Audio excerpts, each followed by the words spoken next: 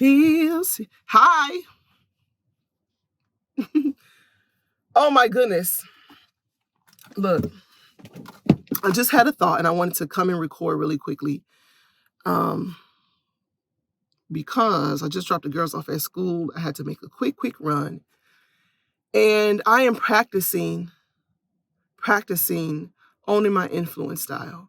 And so when I have this urge, and when my body is like, yes, go for it, I am practicing not to suppress it by saying no, and contracting for fear of appearance, fear of looking not polished, fear of what my mom will say, like, take that video down, you don't look good.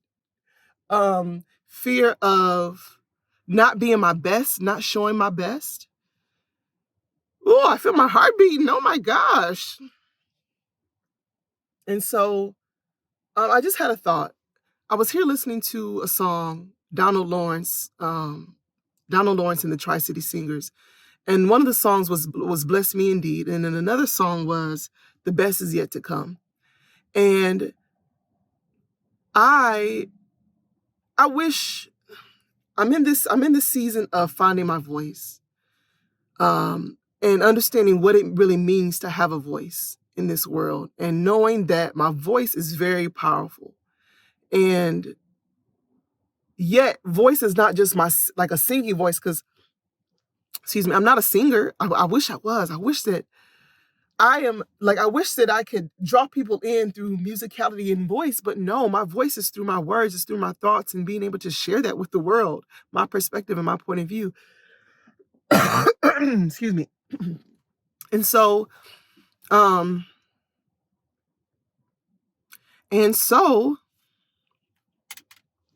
look at me. No, I got to get these shades. I can't. I had to I took the shades off for a minute. I had to put them back on. I can't be out here like this. And I don't even have earrings, I was running late. I was running behind. So anyway, talking about voice, having a voice, using my voice, and it not just be for music, right? And because somehow I had a disconnect between what voice really meant.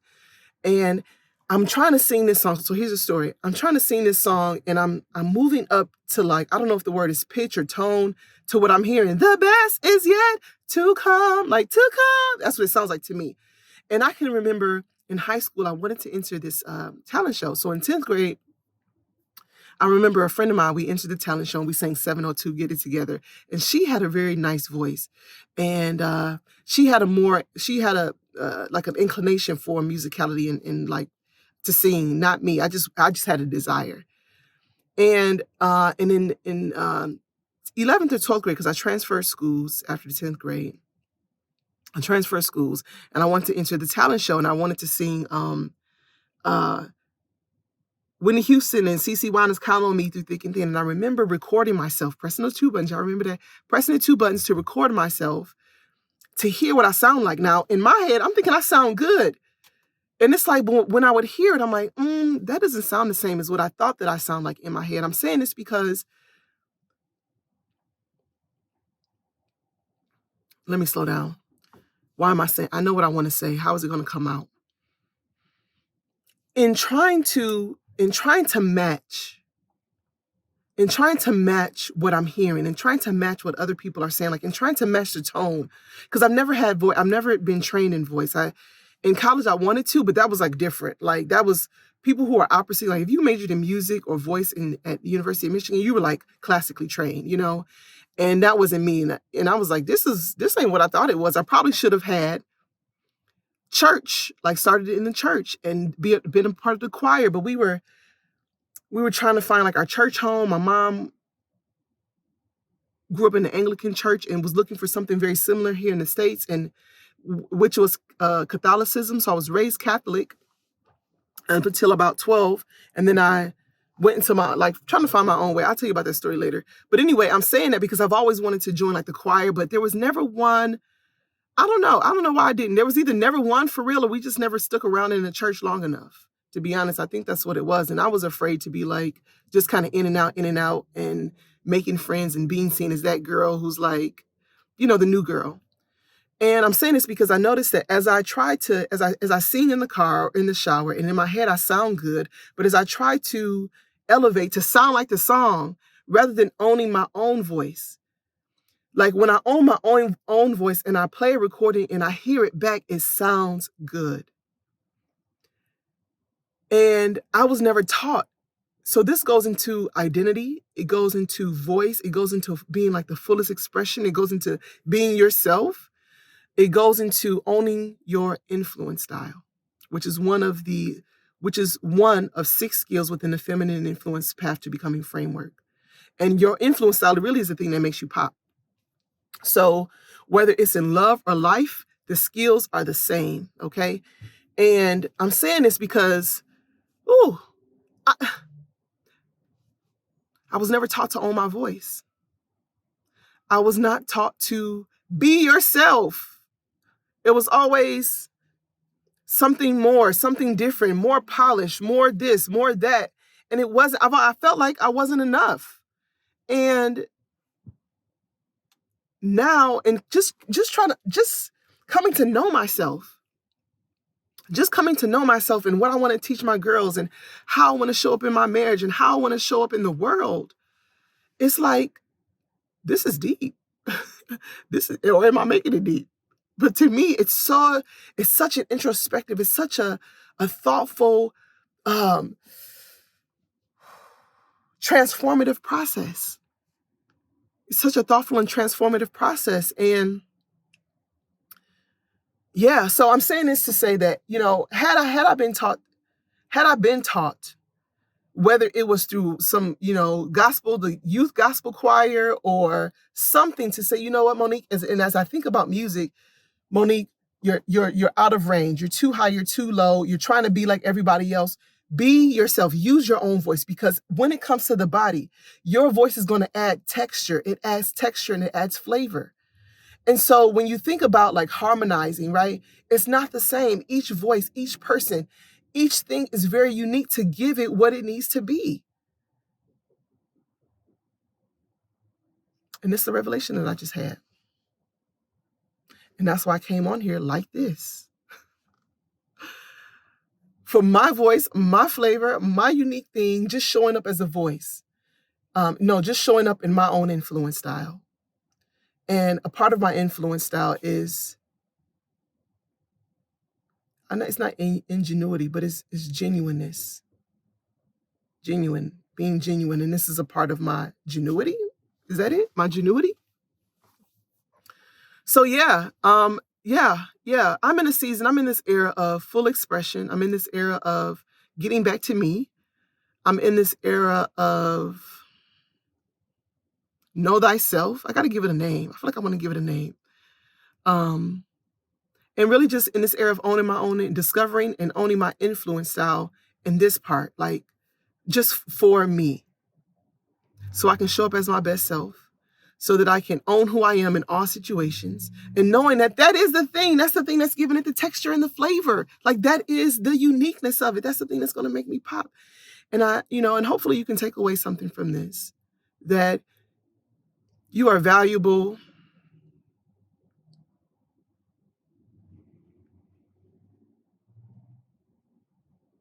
You are worthy of it all.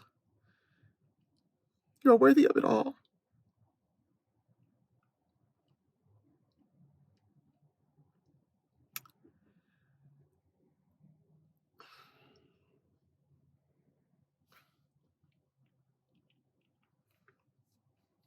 Let me lock these doors. Somebody just walked by. I'm tearing up because you can't see it, but I'm tearing up because I never thought that I struggled with worthiness. And at the core of, like, if you want to do, pause. If you know that you're here and like you are destined for something big, you're destined for something big, and yet you find yourself holding back. Big love, big life, big business. It's linked to two things, either a core wound of feeling unlovable or a core wound of like feeling unworthy. And I never thought that I always knew that I was lovable. Like I always felt love from family, I always felt love, but that worthiness piece. And even when I would talk to, women on the phone, potential clients, and they would say, maybe it's my worth issue. And somehow it didn't click for me. It didn't click, but I see it now. I see how my own childhood trauma, I didn't think that I had any. I was like, I don't have any experience with sexual assault or, sexual trauma. I don't have any experience with like death, violence, things like that. So for me, I associated trauma with those things. But let me tell you, being a first gen, there's some trauma associated with that. Being raised in a single parent home, there's some trauma associated with that. Being the only girl with four brothers. I don't know. There's some trauma. I mean, I think just having siblings, sometimes you might have some traumatic sibling experiences, but all of this.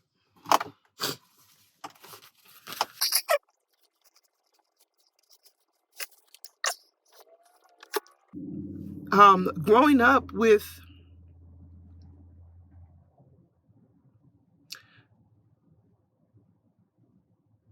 no family around, like no blood relatives around besides the nuclear family, mom, dad, siblings.